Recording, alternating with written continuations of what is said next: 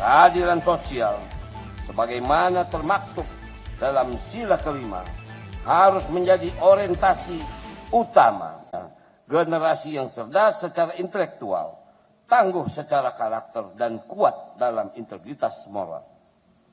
Kedua, di lingkungan pemerintahan dan birokrasi, nilai-nilai Pancasila harus hadir dalam bentuk pelayanan publik yang berkeadilan, transparan, dan berpihak pada rakyat. Setiap kebijakan dan program harus mencerminkan semangat kemanusiaan dan keadilan sosial, bukan kepentingan kelompok atau golongan. Ketiga, dalam bidang ekonomi, kita perlu memastikan bahwa pembangunan tidak hanya dinikmati oleh segelintir orang, tetapi menjadi berkah bagi seluruh rakyat Indonesia. Keadilan sosial, sebagaimana termaktub dalam sila kelima, harus menjadi orientasi utama. Usaha mikro, kecil dan menengah UMKM, ekonomi kerakyatan, dan koperasi harus terus diberdayakan agar tidak ada warga yang tertinggal dalam kemajuan bangsa. Keempat, dalam ruang digital, kita harus membangun kesadaran kolektif bahwa dunia maya bukan ruang bebas nilai. Etika, toleransi, dan saling menghargai tetap harus ditegakkan. Pancasila harus menjadi panduan dalam berinteraksi di media sosial maupun platform digital lainnya. Mari kita perangi hoak, ujaran kebencian, dan provokasi dengan literasi digital dan semangat gotong royong.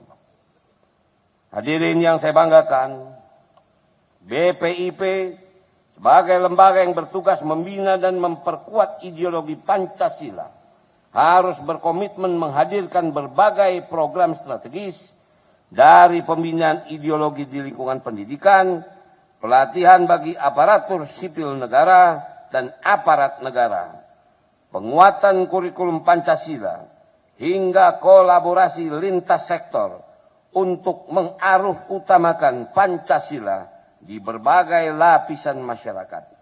Semua ini bertujuan agar Pancasila tidak hanya dihafalkan, tetapi dihidupi dan dijalankan dalam tindakan nyata.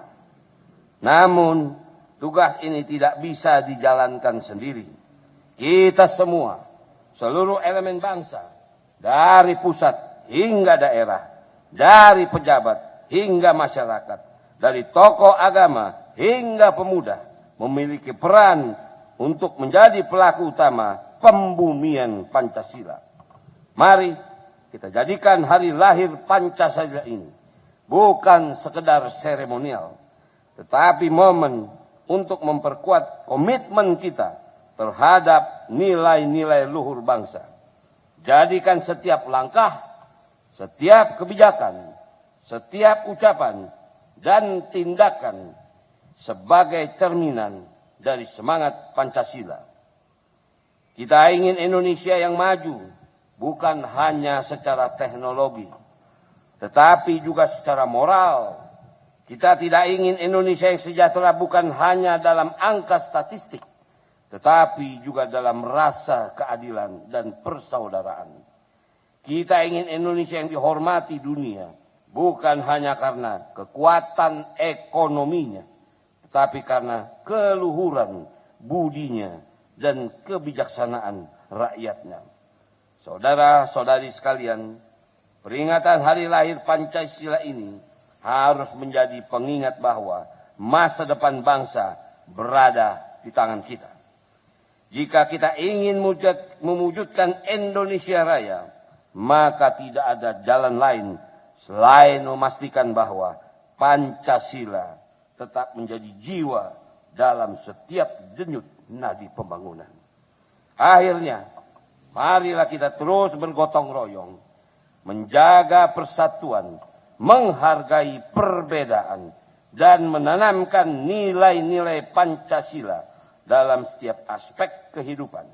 Jadikan Pancasila sebagai sumber inspirasi dalam berkarya, berbangsa, dan bernegara.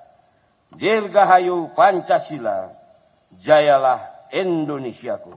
Terima kasih. Wassalamualaikum warahmatullahi wabarakatuh. Om Santi Santi Santi Om. Namo Buddhaya. Salam kebajikan. Salam Pancasila. Terima kasih. Siap. Baik. Media tentu saja ini adalah satu peringatan besar setiap tanggal 1 Juni diperingati sebagai hari lahirnya Pancasila. Dan memang kenapa upacara dilakukan pada hari ini? Karena kita tahu kemarin baru saja libur panjang. Jadi memang agak sulit mengumpulkan PNS untuk datang pada waktu yang berbeda. Jadi itulah kenapa BPIP memberikan instruksi kepada kita upacara dilakukan pada tanggal 2. Nah kalau kami kebetulan saya minta maaf bukan karena saya warnanya apa, tapi kebetulan kami kemarin pun di sekolah partai sudah melakukan upacara.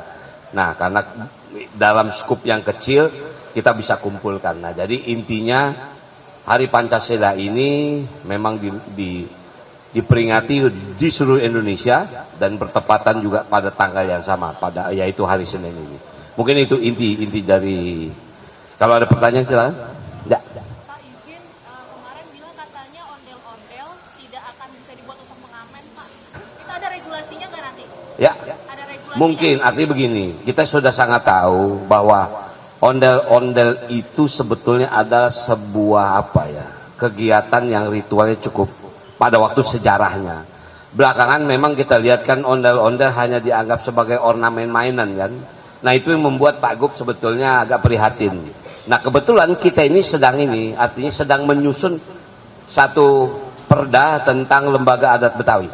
Nah ini kita akan masukkan ada di mana kesenian ini supaya apa? Dia tampil di tempat yang memang dia pantas untuk tampil. Intinya sebetulnya seperti itu. Ya. Ya.